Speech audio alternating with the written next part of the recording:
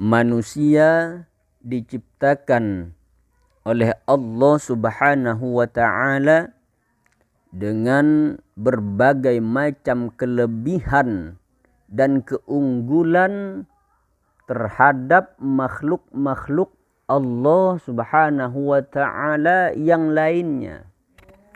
Kendati demikian, manusia memiliki keterbatasan tertentu yang kadang membuat manusia alpa atau lalai terhadap ketentuan-ketentuan yang ditetapkan agama. Oleh karena itu, dibutuhkan yang namanya muhasabah atau introspeksi diri atas segala tindakan yang dilakukan di dunia. Muhasabah itu perlu dilakukan dengan istiqomah sebagai pengingat bahwa segala perbuatan tidak akan luput dari catatan-catatan malaikat yang sudah ditugaskan oleh Allah Subhanahu wa ta'ala. Apakah konsisten dalam berperilaku terpuji atau justru sebaliknya?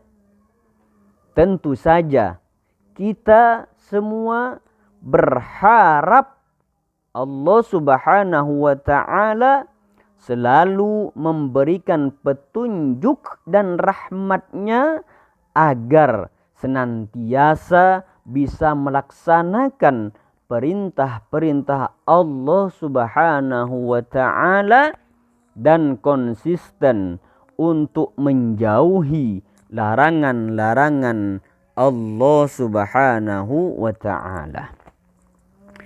Muhasabah diri atau introspeksi diri merupakan perintah agama. Hal ini sebagaimana yang pernah dikemukakan oleh Sayyidina Umar bin Khattab. Sayyidina Umar bin Khattab pernah mengatakan, hasibu anfusakum qabla an tuhasabu wa tazayyanu lil 'aradi al akbari wa innama yakhiful hisabu yaumal qiyamati ala man hasaba nafsahu fid dunya. Yang artinya, hisablah diri atau introspeksi diri kalian sebelum kalian dihisab. Dan berhias dirilah kalian untuk menghadapi penyingkapan yang besar atau hisab. Sesungguhnya hisab pada hari kiamat akan menjadi ringan hanya bagi orang yang selalu menghisab dirinya saat hidup di dunia. Sayyidina Umar bin Khattab menyerukan kepada kita semua agar kerap mengevaluasi diri. Ini penting di samping sebagai pemicu agar tindakan kita selalu sesuai dengan rel kehidupan yang ditetapkan oleh agama.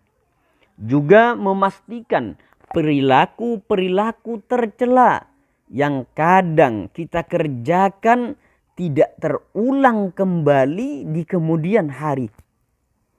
Maka dengan demikian, tanggung jawab kita di hadapan Allah Subhanahu wa ta'ala tidak terlalu berat alias ringan nantinya.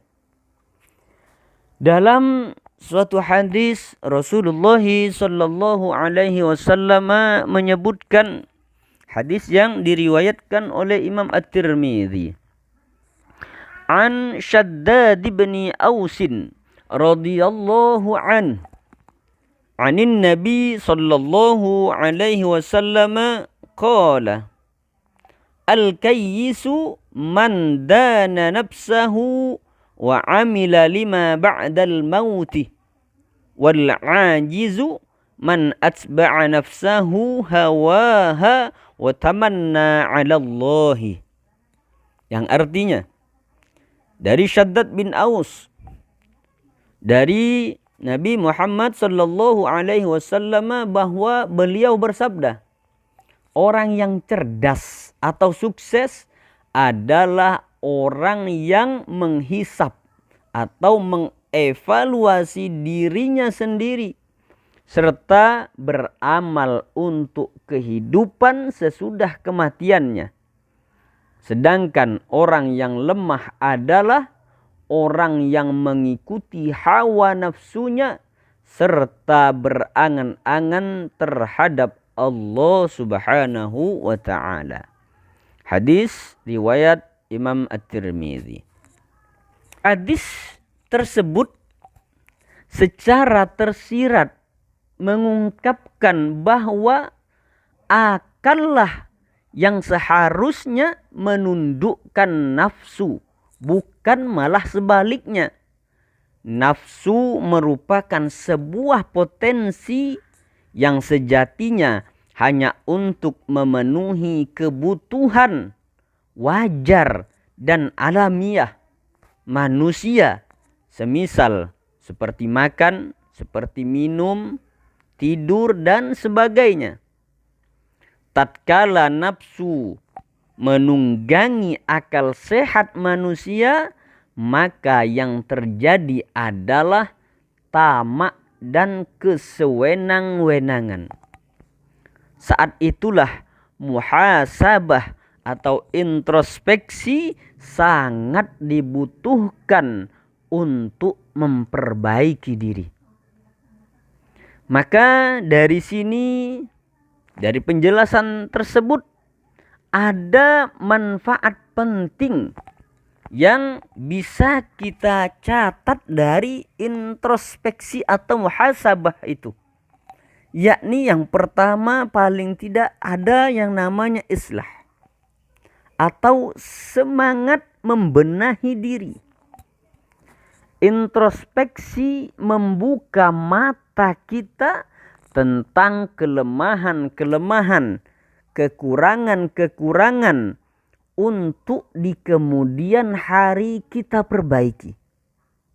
Introspeksi juga mengandaikan adanya perencanaan sebelum melakukan sesuatu agar kesalahan yang serupa tidak lagi terjadi. Kesalahan serupa tidak lagi terulang. Sebagai hamba Allah, manusia diwajibkan untuk memposisikan kehidupan di akhirat lebih utama daripada alam dunia ini. Dengan introspeksi ataupun muhasabah diri, mereka sesungguhnya sedang mengejawantahkan ajaran bahwa kelak semua yang diperbuat anggota tubuh ataupun badan manusia akan dipertanggungjawabkan di kehidupan akhirat kelak. Sebagaimana yang disebutkan oleh Allah di dalam Al-Quran surah Yasin ayat ke-65. Allah Subhanahu wa ta'ala berfirman, A'udzu billahi minasyaitonir rajim. Bismillahirrahmanirrahim. Al-yawma nakhtimu ala afwahihim wa tukallimuna aydihim wa tashhadu arjuluhum bima kanu yaksibun. Yang artinya, pada hari ini kami tutup mulut mereka dan berkatalah kepada kami tangan mereka, dan memberi kesaksianlah kaki mereka terhadap apa yang dahulu mereka usahakan. Quran surah Yasin ayat 65.